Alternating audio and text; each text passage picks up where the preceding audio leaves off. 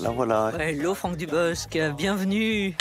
Y'a quelqu'un? Bienvenue chez vous un peu chez vous, hein. Et de trois. Oui, oui. Oh, bah oui. Non mais c'est ça qui est C'est formidable. pleinement chez vous, regardez, bah oui. Ah oui, oui, oui, oui. C'est pleinement chez vous, cette vue-là que vous avez, cette zone-là, et vous allez nous expliquer que vous avez côtoyé et que vous avez vraiment vécu dans vos tripes pendant des semaines, plein d'éléments évidemment qui parlent de vous. Je peux regarder, hein? Bah, vous pouvez regarder. Bah, oui. J'ose jamais bouger. Bah, c'est vrai, vous n'osez pas bouger. Maintenant, Bah la non, troisième fois, vous êtes quand même oui, oui, en sécurité, là. C'est pas encore chez moi, j'ai pas acheté encore. Oh, mais attendez, excusez-moi, juste, Franck, pardonnez-moi. Vous avez rien pour moi? Ah non? Je dois venir avec un cadeau? Bah non, mais je sais pas, non. Les graines, tout ça, normalement, il y a des tomates qui ont poussé, des cerises. Là. Ah, mais non, mais on les a fait pousser à la maison, bien sûr. Bah oui, c'est ça. Et donc... Ah oui, oui, mais mon dernier cadeau, bien sûr. Mais non, mais donc vous m'avez rien rapporté, vous aviez promis. Bah, et puis quoi encore? Faut que je nourrisse une famille, moi. Je sais pas en amener pour les autres, j'ai ma famille en premier. Non, mais vous auriez pu m'en congeler un petit peu, je sais pas. Ah non, je ne congèle pas. Non, on mange. Mais c'est vrai qu'on les a fait pousser dans le sud. Ouais, bon, bah, tant mieux. Bah, moi, je suis un peu triste quand même. C'est pas grave, vous aviez promis, hein. Bon, la prochaine fois, j'en ramène. Ouais, c'est ça, je vous crois plus. Allez, c'est pas grave.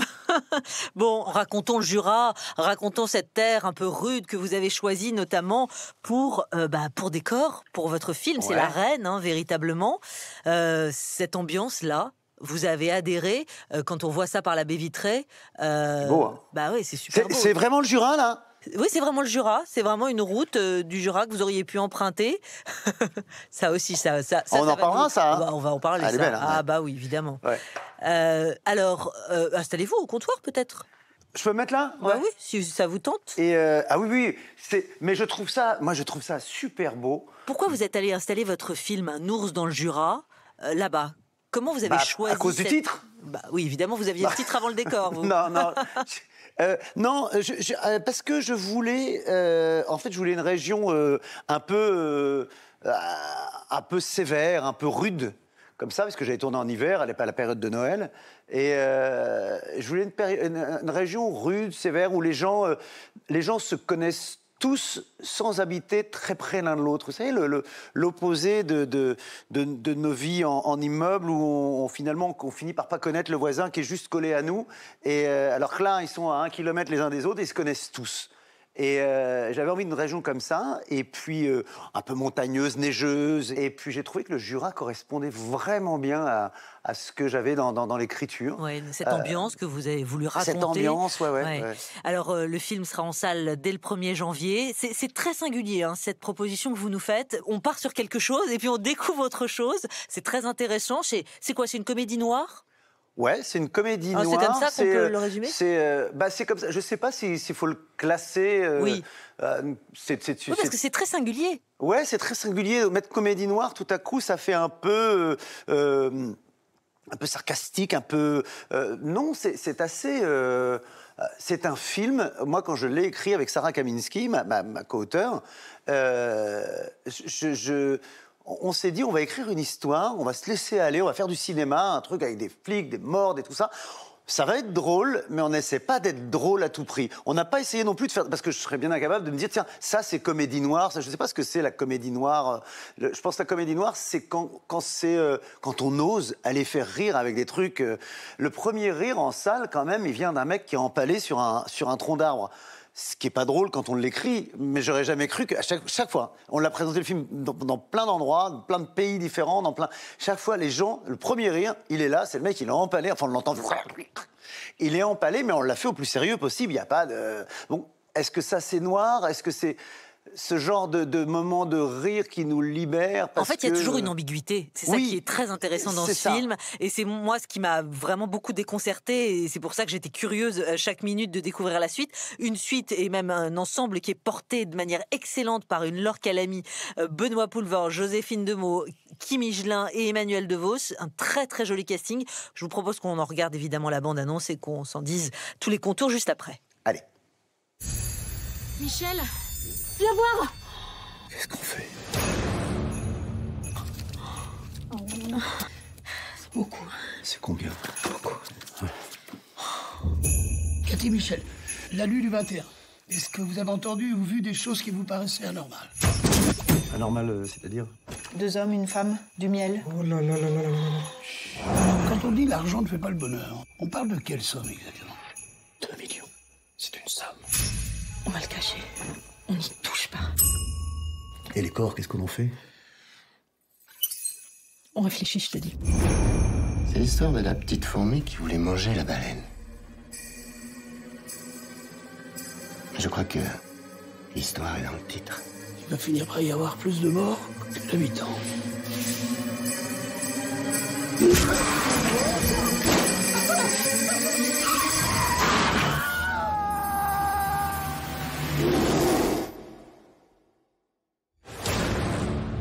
Qu'est-ce que vous faisiez la nuit du 21? On était au Cupidon. La boîte d'échangiste? Le jeudi, c'est soirée Bang Bang. Gangbang. Gang Bang. Le 1er janvier dans les salles, cette ours dans le Jura, avec ce casting vraiment 4 étoiles. Et cette histoire d'un couple de vendeurs de sapins usés. Ce couple, c'est vous et leur calami. Il est usé, ce couple, il se parle plus. Mais Ouais. quand arrive cette somme d'argent entre leurs mains, évidemment, ça recrée un dialogue. Et puis, ce qu'on comprend très vite, c'est que, évidemment, dès qu'il y a une somme comme ça, on croit connaître les gens. Et en définitive, on a un nombre de surprises. Bah, c'est-à-dire que quand l'argent passe, moi j'avais un premier titre de travail qui n'aurait pas été un beau titre, qui était l'argent ne fait pas le bonheur, mon cul. Alors c'était un peu vulgaire, le mot argent est un peu vulgaire, et dans un titre, et puis ça ne résume pas le film surtout, mais effectivement, c'est-à-dire que tout à coup, cet argent qui passe dans leurs mains, ce phénomène un peu extraordinaire d'en avoir autant, d'un seul coup, va recoller les morceaux, en tout cas, va faire qu'ils se reparlent. Eux, le gendarme avec sa fille, que chaque personne comme ça, tout à coup, c'est un événement extérieur qui est tellement fort de trouver 2 millions dans un sac, ça tient dans ça, hein. Que tout à coup les gens se reparlent. Et d'ailleurs, c'est ce que je dis à un moment donné à Laure qui m'engueule, qui me dit on a un couple de merde, on est pourris, et elle me fait tout un laïus là-dessus. Et à la fin, je lui dis ça fait longtemps qu'on s'était pas autant parlé. Et ce qui est à un moment, autant dans la comédie que dans le drame, parce que c'est dramatique de se parler juste à cause de ça. Et oui, les gens, c'est une histoire ordinaire, extraordinaire, qui arrive à des gens ordinaires.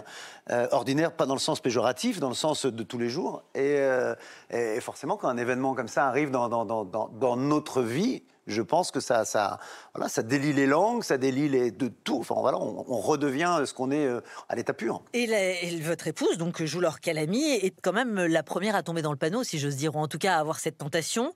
C'est elle qui lit pas mal de polars, etc., qui va finalement un peu vous prendre par la main, vous, Michel, qui est plus fébrile hein, comme personnage. C'est un peu il n'est pas courageux. C'est un peu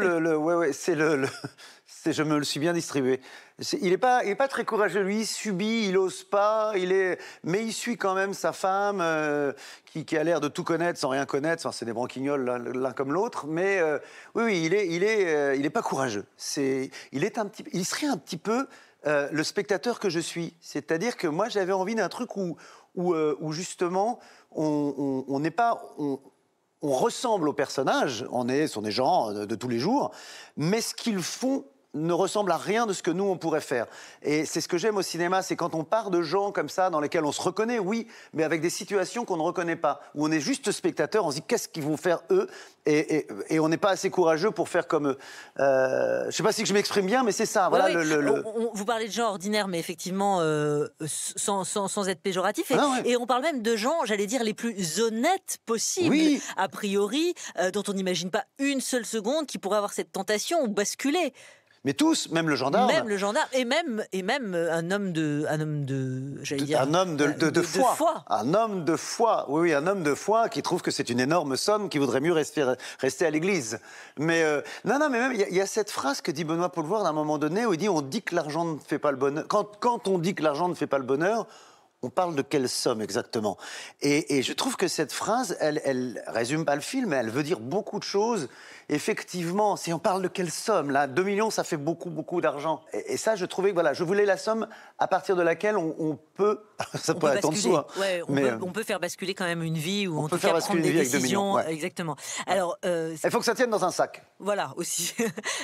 Vous avez, avec ce film, j'ai l'impression, rassemblé tout ce que vous êtes, tout ce que vous aimez, ou peut-être tout ce que vous n'avez pas assumé jusqu'à présent.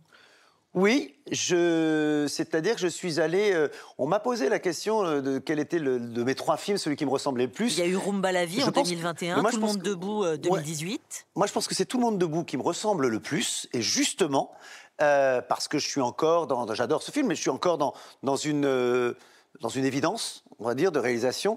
Et là, celui-là, c'est là où j'ai réussi le plus à m'émanciper, c'est à m'émanciper de moi-même, à me libérer des choses, d'aller plus loin que moi.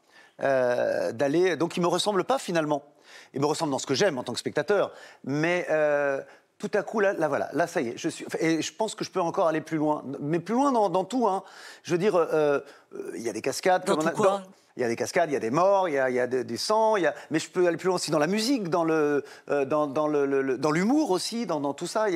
Je pense que là, j'ai ouvert comme une porte où je ne change pas de registre, puisque j'aime la comédie quand même, et il y en a quand même dedans, mais je ne change pas de registre, mais j'ose. Voilà, celui-là, j'ose. Et 2 mots pour vous qualifier en tant que réalisateur sur un plateau, vous êtes comment, Franck Dubosc? Un génie.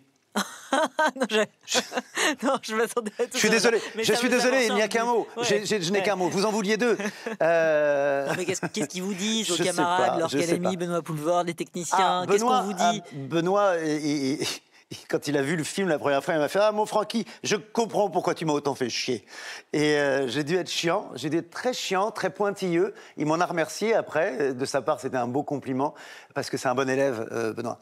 Et que j'ai fait chier. Il m'a dit... et j'ai retrouvé un petit film sur mon téléphone où je filme Benoît et Laure. Je suis sur mon balcon, ils sont en bas, ils sont tous les deux. Il est en train de lui dire « Il va te faire chier, Donc je dois être chiant. Mais chiant attendrissant, parce qu'il m'aime bien quand même, je pense. Hein, et puis le jeu en vaut la chandelle, Benoît Poulvord, excellentissime, évidemment, dans Un ours dans le Jura, 1er janvier dans les salles. Laure Calamy également, ils sont tous très bons et ça fait une brochette merveilleuse. On était seuls quand même, Franck Dubosc, plutôt en tenant cette caméra Super 8 à l'époque, non? Oui, justement, ça, c'est avant que je comprenne tout ce que je viens de vous expliquer, c'est que je m'étais dit, moi j'avais ma petite caméra Super qui était beaucoup moins belle que celle-là, hein. J'en ai eu une deuxième après, un peu mieux, mais j'avais ça, j'avais 13 ans, on m'avait offert ça et je voulais réaliser des films et j'allais faire chier mes voisins. En fait, toc, toc, toc, ils étaient en pyjama, on faisait des films. Je me souviens, j'ai plein de films d'eux en pyjama, parce que c'était toujours le soir après l'école. Et je leur faisais faire des cow-boys, je leur faisais faire des duels d'épée dans la chambre du HLM, vous imaginez le truc. Et je sais qu'à chaque fois, c'était « Oh non, Franck, arrête !» Et j'ai abandonné cette idée de faire ce métier parce que, justement, moi, je voulais me faire aimer, j'avais envie qu'on m'aime. Et là, je me disais « Mais ils m'aiment pas quand je fais ça, donc je vais pas faire ça. » Et je me souviens même avoir fait un film avec Super 8 avec Karine Viard. À l'époque, on était ça s'appelait Rock'n'Rock. Il y avait Rock'n'Rock, mais on en avait un premier où elle est belle allongée chez sa grand-mère, comme ça, elle dort. J'avais une belle caméra qui faisait un flou comme ça. Enfin, un flou derrière, il y avait un truc artistique. Mais je la faisais chier, elle aussi. Pourtant, Dieu sait que c'était une passion aussi pour elle. Et je me suis dit, non, je vais pas faire ça, parce que je veux être aimé, je veux pas être le chieur. Et puis, je me suis rendu compte qu'en fait, avec le temps, on n'est pas le chieur, on est juste entouré d'une équipe. C'est à nous de ne pas l'être. Mais je retiens la leçon, je veux pas... J'essaye au maximum de ne pas être le chieur, justement, de ne pas être celui qui exige. On l'est toujours un peu parce qu'on mène le projet, mais... alors, voilà. Si vous faisiez le point, là, aujourd'hui, avec la carrière, la densité de votre carrière, vous diriez que vous avez dû faire des petits arrangements avec vous-même de nombreuses fois pour être aimé, comme vous en rêviez déjà à 8 ans? Oui. Des renoncements, des arrangements? J'ai fait que ça. J'ai tout truqué. En fait, comme quand j'ai vu que, en fait, j'ai commencé à faire des cours au conservatoire, machin, tout ça, et puis je me suis rendu compte que quand je faisais rire, ce qui n'était pas toujours le cas, hein, je n'étais pas en rigolo, j'avais les rires, donc les je t'aime. Donc j'ai commencé à écrire des choses qui me faisaient, au début qui me faisaient rire moi, puis après comme je voulais de plus en plus de gens, il fallait que je plaise à tout le monde. Et je sacrifiais l'un pour l'autre, je me galvaudais dans des choses, et je le referai peut-être encore, hein, qui me faisaient pas forcément rire moi, mais je savais que j'allais acquérir un public avec ça, que j'allais... donc voilà, mais en faisant ça, je me suis fait aimer par beaucoup de gens et détesté par autant. Franck, Vous voulez bien vous mettre sur le fauteuil noir et blanc qui est derrière vous? Celui-là, je crois pas que vous l'ayez jamais testé. Non, Ah bah voilà, c'est une je ne le première connais fois. pas. Et alors, il y a la caisse, c'est pour mettre les pieds ou pas? Bah, écoutez, Alors, non. moi, je ne l'ai pas Quelle testé, mais drôle j'ai l'impression d'idée. qu'il y en a d'autres qui l'ont fait avant moi. Hein, des pourris, C'est là. un ours qui a mordu le bras du fauteuil. Est-ce qu'on met les pieds là ou pas? Mais Non. pas du tout, Ah pas bon, du tout. d'accord. Mais quelle drôle d'idée. Vous pouvez, en revanche, vous pouvez l'ouvrir. Qu'est-ce que Ah, non? Vous en ouais, pensez ah bah, quoi? Ça je vous peux. tente ou pas? Alors c'est plutôt sur le latéral. Voilà, vous pouvez soulever le couvercle et le poser. Ce côté-là ou ce côté-là? Voilà, comme ça, comme vous voulez. Très bien. Alors, oh là là. Oh là là. Ah oui, alors par quoi je commence? Ah bah c'est à vous de voir. Je vais commencer par la photo. La photo. Ah, John Wayne. John Wayne. Ah. Ouais, ça, John Wayne, c'était mon acteur préféré. Ouais. Et il était toujours comme ça, John Wayne. Il devait avoir un pied plus, une jambe moins. Tu sais, il avait court que toujours le l'autre. truc là, ouais. Ouais. Ouais. Il avait le truc comme ça, avec le revolver là, la Winchester dans la main, comme ça. Toujours comme ça. Ça c'est votre premier contact avec les films, Avec les le cinéma. westerns, Ouais, le les cinéma. westerns. J'avais le droit, quand il y avait un film du dimanche soir avec John Wayne, même en ayant de l'école le lendemain, j'avais le droit de regarder. Ça, John Wayne, on avait le droit. Papa était Voilà. sévère, mais ça il vous laissait? Ça, il me laissait. John Wayne, oui, c'était comme, voilà, c'est comme aujourd'hui, mes fils, s'il y a un match de foot, bah, il faut qu'ils regardent. Je dis pas l'équipe parce que après je vais me mettre des gens à dos. Mais... Et, On continue, on découvre. alors, ça c'est un nez de clown. Ouais. Qu'est-ce qu'on... Vous, Franck Dubosc, qu'est-ce qui vous fait rire vraiment? Parce que vous êtes un sentimental, Moi, parce que vous êtes un émotif. Qu'est-ce qui vous fait rire fondamentalement? Moi, ce qui me fait le plus rire, c'est quand je me moque. C'est horrible, hein. Je suis un peu moqueur. Et alors, c'est pour ça que sur scène, je me suis plus moqué de moi, parce que j'allais pas me permettre de me moquer des... Mais j'aime bien le petit coup de coude aux copains en disant, regarde la tête de celui-là, ou quoi. Bon, c'est pas très, très bien, mais je suis pas un grand... J'avais mis à l'envers le nez, là, je crois. Je suis pas un grand rieur. J'ai ri, si on parle du cinéma et tout ça, avec l'équipe du Splendide, avec... Bien sûr. Voilà. Et puis plus jeune, ça allait être Fernandel, Bourvil... Pas de Funès. Je suis pas un grand fan de Funès. Et en fait, j'ai cité Fernandel et Bourvil. Oh, putain, on dirait que j'ai 85 ans. Mais parce que c'était pas Fernandel peut-être un petit peu plus. C'était pas burlesque. C'était pas grotesque. Comme c'était plus. Bourvil, c'est dans l'émotion. C'était un rire plus. Il faut qu'il y ait le rire et les larmes, en fait. Le Ouais. rire et l'émotion. Moi, il faut que le rire... Ouais, que le rire. Oh, j'ai aimé Pierre Richard aussi dans certains films, mais il me manquait la réalité que provoque l'émotion. Donc à la maison, fait. vous n'êtes pas le roi du gag, Non, si je comprends bien. pas du tout. Ah, Et là, vous êtes pas du plutôt tout. un papa inquiet, sérieux, anxieux, Inquiet, anxieux, sérieux. à la totale. Je suis la totale, ouais. Mais de toute façon, mes enfants n'aiment pas trop que je fasse rire. On continue, on Ah. découvre. Alors, il y a une autre photo. Ah, Georges Clooney. Ah, Georges Clooney. Ah là là, j'ai rencontré Georges Clooney. Ben hein. oui, il paraît. Oui, c'était au César. Tout à coup, je venais de donner un prix. Et puis, je prends mon petit verre derrière. J'étais content, ça s'était bien placé. Et là, Georges Clooney arrive et il vient me voir et il me dit c'était marrant, très sympathique. Enfin voilà, c'était sympa ce que vous avez fait, tout ça. Et je pense qu'il ne savait pas qui j'étais vraiment. On parle, je lui explique ce que je fais. Et puis, tout à coup, on part sur nos femmes sont libanaises, tous les deux. Et alors là, c'est parti. Et là, Georges part dans la famille, dans le truc, et là on devient... Et je suis à côté de lui en train de me dire, mais c'est Georges Clooney qui est en train de me tenir la grappe. Il est en train de me parler, je me dis, mais personne ne prend de photo. Il y a une dame qui est venue, mais elle a pris une photo, mais de lui, pas de moi. Et je me retrouvais avec lui en train de parler. Et de vas-y, qu'on a le même âge, et que je commence à réaliser, et lui aussi, et qui m'explique... Et là, on est copains, et je me dis, mais que ça ne s'arrête jamais. J'adore ce mec. Une gentillesse. Ouais, vous avez un petit air, d'ailleurs, de toute façon. Non. Allez, bon. Alors. Allez, le t-shirt, est-ce que vous avez repéré le Kikito, t-shirt? mais Parce oui, que- Kikito. Ah bah oui, Kikito. C'était le Qu'est-ce surnom. que c'est que ça? C'est le surnom que me donnait ma mère, Francky, Eh oui. Kiki, Eh oui. Kikito. Et elle m'a appelé Kikito jusqu'à la fin. Hein. C'était Kikito. Et souvent, j'ai des copains. Moi, mes copains d'enfance, j'en ai un que je vois rarement, mais qui m'appelle Kikito. Bon bah voilà, vous pourrez emmener le tout et puis continuer à découvrir. Voilà, ouais. Là, je voudrais vous montrer une image maintenant, si Oui. vous voulez bien. Regardez, il y a quelques années maintenant. I thought you have changed your mind about us. But I would not like not to be friends. It would make me unhappy, even more unhappy than I am now. Patrice, Yes? it's me who should be sorry Why are you sorry? for acting daft. Daft?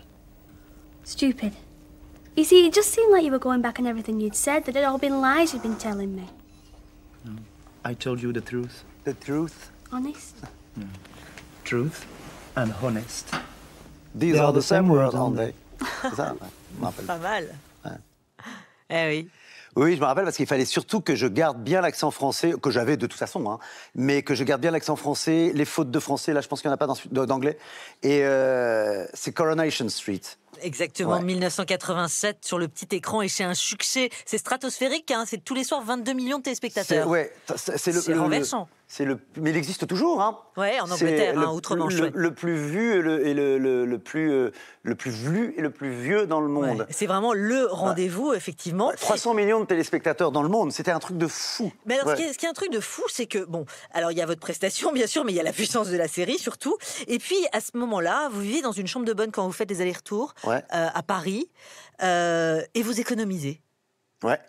Oui, alors, il y a un truc qui me surprend, c'est que j'ai des défraiements, donc de l'argent pour être... On s'est tourné à Manchester, et je me retrouvais avec des billets, comme dans le film, dans Nos Jura, j'avais ces billets que je mettais sur le lit, comme ça, j'avais jamais vu autant de billets, c'était pas des sommes énormes, hein, non plus, mais j'avais ça comme ça, là, et puis effectivement, de temps en temps, je rentrais à Paris, et j'allais dans... Et ça me manquait, parce que là-bas, j'étais connu là-bas, et puis quand je rentrais à Paris, je montais mes 7 étages pour aller dans ma chambre de bonne, et je disais aux copains, mais vous savez, je suis connu là-bas, je suis connu, et ça me manquait, voilà, et la France me manquait terriblement quand même. Une autre image, maintenant. Là, on est en septembre 1942. Et ici, on a le nom de votre grand-père. Et comme on peut le voir, il a travaillé très peu de jours. D'accord. Et cela s'explique par cette annotation. On y lit le 19 septembre. Ah, il s'est évadé? Évadé. Eh ben là, je reconnais mon grand-père. Eh oui. C'est tout ce temps où je me dis, mais celui que je connais, celui qu'on retient pas comme ça, là, il vous a eu. Et il s'est évadé et il est revenu. Il a été repris ou... Nous ne savons pas ce qui s'est passé ensuite car nous n'avons rien de plus dans nos archives. Mais une chose est sûre, c'est ici que l'on perd sa trace chez Krupp. Oui. 2018, c'est cette émission Retour aux sources et qui vous propose finalement de revenir sur une figure de votre famille, votre grand-père Robert Plantrou, prisonnier durant la Seconde Guerre mondiale. Oui, c'était... En fait, moi, j'ai vécu toute mon enfance avec mon grand-père qui me racontait ses souvenirs de prisonnier de guerre, mis en allemand, mis en français, il racontait tout ça, ses évasions et tout. Et puis, quand il y a eu l'émission, on m'a proposé, j'ai dit, mais je voudrais voir si c'est vrai. Qu'est-ce qu'il a fait? Et on a fait tout son trajet comme ça, de là où il a été fait prisonnier à Caen, jusqu'à Essen, ça c'est à Essen, en Allemagne, et là où il était prisonnier. Et enfin, il y a tout un chemin, plusieurs camps et tout ça. Et voilà. Et puis là, donc je savais toujours pas, mais est-ce il s'est évadé ou il est resté? Et là, tout à coup, il tourne et là, oui, il s'est évadé. Alors, il a été repris. Et donc, il était vraiment... Et alors, on lui a donné une médaille qu'on m'a pas donnée à moi, parce qu'on n'a pas le droit de le faire, mais on a été reçus aux Invalides. Et puis là, ils lui ont remis une médaille à titre posthume. Voilà. C'était important, hein, je crois, pour vous. D'ailleurs, on le sent hein, dans l'extrait. C'était important de raconter l'histoire et de mettre à jour ce qui, jusque-là, était une légende. Vous ne saviez pas, en définitive. De savoir qu'il ne m'avait pas menti, enfin en tout cas, qu'il ne m'avait pas menti, c'est pas bien grave, il aurait pu me mentir, puis je pense que dans tout ce qu'il racontait, il y avait des choses... Mais que moi j'étais fier de lui, et ce qui était important, c'est que je sois fier pour réellement. Mais lui, il a vécu toute sa fin de vie désolé de ne pas avoir été reconnu comme prisonnier de guerre, là il a eu la médaille pour service rendu à France, une belle médaille de guerre. Et je pense qu'il aurait été tellement fier d'avoir ça. Il en parlait tellement tout le temps qu'il était déçu de rien avoir eu et tout. Et c'est vrai que moi, j'aimerais faire un film là-dessus, surtout que j'ai la fin, la fin de ce film où il est arrivé... de ce film de la réalité, quoi. Ça, c'est ma mère qui me l'a raconté, où il est arrivé 1 an après la guerre, il était porté disparu, il est arrivé au loin, ma grand-mère faisait la vaisselle avec ma mère, ma grand-mère l'a vu arriver très très loin avec son petit baluchon, elle est tombée dans les pommes, ma mère est sortie, elle est arrivée devant ce monsieur qu'elle connaissait pas plus, parce que ça faisait 5 ans de détention, et elle avait une 12aine d'années, et il lui a dit, tu t'appelles comment? Non, il lui a dit, t'es laquelle? Elle a dit, je m'appelle Janine. Et il a dit, je suis ton père. Ah oui. Voilà. Et ça, c'était moi, ça aussi me file les larmes. Parce que c'est vraiment... C'est une fin de film, c'est une vraie... je suis ton père. Il y en avait 2, elles étaient 2 sœurs à l'époque, 3 maintenant. Et donc voilà, ce père qu'elle n'avait jamais vu en vrai, quoi. Enfin, si, à 5-6 ans. Alors là, si je vous parle de transmission et d'art, est-ce que vous me voyez venir ? Qu'est-ce qu'ils vous disent, vos enfants, quand ils voient vos toiles? Parce que vous avez vu, derrière, on a mis un chevalet. Ah, mes toiles de peinture? Ah oui, vous savez ça? Parce qu'il me semble qu'ils vous charrient. Et j'ai envie, évidemment, d'avoir toutes les teintes avec vous dans cette émission, Franck Dubosc. Oui. Vous faites de l'aquarelle, n'est-ce pas? Je fais de la peinture et aquarelle, et puis maintenant des petits trucs. Mais c'est... Non, là, je me souviens, une fois, je cherchais un de mes tableaux ou 2, et je les ai découverts dans l'escalier qui mène à la cave. Et donc ma femme m'avait dit, mais non, mais c'est là qu'il y a le plus de lumière pour les voir. Et mon fils, le grand, en regardant, il me dit, c'est toi qui as fait ça, papa? Et je lui dis oui. Et il me dit, c'est pas de ta faute. C'est horrible. Et si vous voulez, voilà. Et là, bon, j'ai eu en même temps, j'étais partagé entre l'envie de rire. Et il me dit, mais c'est quand même. Et bon, voilà, c'est. Et comme ça, bon. À l'instinct, vous pouvez dessiner un petit truc ou pas? S'il y a des, on a des feutres spéciaux aquarelle. Aquarelle, non. Ce que je pourrais vous faire, c'est non. Autre d'ailleurs. Il y a un petit truc que je fais de plus en plus. Mais je vais le faire en petit. C'est des petits bonhommes comme ça. Mais c'est tout petit, dites donc. Bah oui, mais attendez, quand la page est remplie en entier. Ah oui, d'accord. Ben oui, c'est ça. Ah oui, vous vouliez le voir en grand. Hein. Non, je vous laisse faire. Vous voyez, j'en fais plein comme ça. Moi, alors là, vous n'allez pas pouvoir voir parce que... Vous voyez, si, effectivement. Voilà, j'en fais plein. Et vous noircissez une page entière comme ça? Je peux. Alors, je leur fais faire un chemin. Ouais. Oui. Avec sa petite tête. Enfin, après, on en met plein. J'en mets plein. Mais après, on peut les peindre. Hein. On peut les habiller. Voilà. Et après, on en fait plein de couleurs, voilà. Mais il en faut plein. Mais là, sur un grand comme ça, je fais pas. 3-4 heures, alors. Voilà. Franck, un petit peu de musique pour conclure cette émission. Allez. Si vous le voulez bien. Alors. Les disques sont à droite de la platine, en bas, premier niveau de la bibliothèque. Alors, ça va de Wham à Charles Aznavour, en passant par. Alors, Charles Aznavour, je pense que j'ai déjà mis. J'hésite. J'en ai 2, ça c'est mon premier disque. C'est le premier disque que j'ai eu, ça. Grease. Et j'hésite entre Billy Paul avec Me and Mrs. Jones. Allez, je vais mettre Me and Mrs. Jones. Très bien. Voilà. Qui est d'ailleurs que j'avais mis dans Tout le monde debout. Dans Tout le monde debout. Alors, est-ce que c'est là?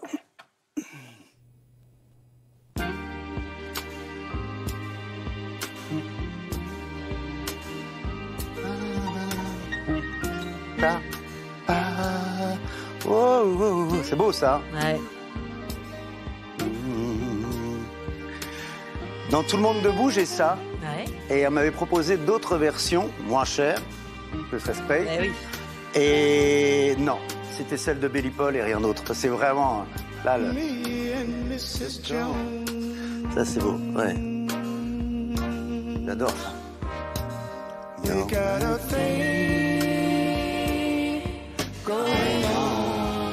Aston moderne. Il n'y a plus de slow du tout. Hein. Non, il n'y a plus de slow. La position verticale des désirs horizontaux. Exactement. Ah ouais. Sur cette chanson qui a marqué l'histoire des chansons d'amour, hein, véritablement. Ah, ça. On a dansé là-dessus, on a dansé. Vous savez, on dansait, puis à un moment donné, tourner vers la fille comme ça, et soit tourner un peu la tête. En général, quand on tournait la tête, c'est qu'elle voulait bien. Ah, c'était l'époque, hein. Ouais.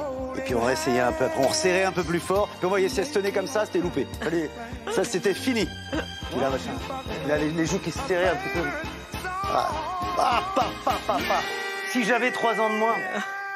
Il n'y a plus de slow dans les boîtes de nuit. Non, il n'y a plus. Non, c'est fini. Y a-t-il des boîtes de nuit encore? Y a-t-il encore des boîtes de nuit, exactement. Bon, en tout cas, c'était à la tête des charts à l'époque, comme on dit. Enfin, comme on disait. Et merci d'avoir conclu cette émission avec ce morceau intemporel, Franck Dubosc. D'ailleurs, merci pour tout, parce que c'était absolument délicieux. Voilà. Voilà. Deux, bien, ça. Pas mal. Pas mal. C'est pas mal. Non, moi je suis spectateur uniquement. Oui. Oui, pas mal. Merci beaucoup Franck Dubosc, c'était génial. On vous retrouve avec votre 3e film en tant que réalisateur, Un ours dans le Jura, 1er janvier dans les salles. Merci à vous. Hop.